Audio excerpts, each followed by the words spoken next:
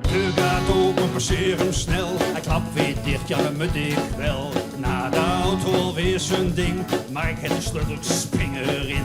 Draai de auto met gezwinde spoed op de weg naar Dokkum toe. Kut, kut, kut, kut, kut, ze gaan ik naar Dokkum toe.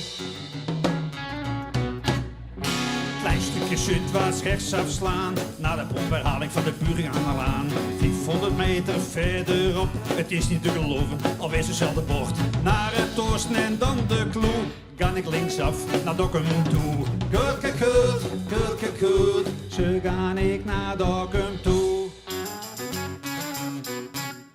Betrempelde dorpjes en de rit, die hobbeltjes geven slechts een klapper in het gebit. Ik heb de rotondes 4-5 keer, muppie wat vermaken hier in het verkeer. Maar gelukkig naar al het gedoe, 2 keer zo snel naar Dokkum toe. Kut, kut, kut, kut, kut, kut, ze gaan ik naar Dokkum toe.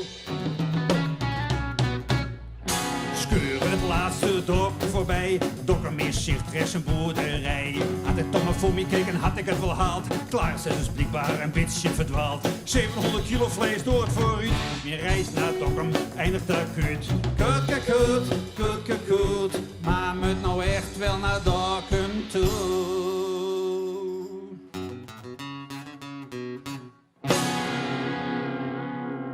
Klaar en ik ben behoorlijk klutst, maar vakkundig worden we uit het blik prutst.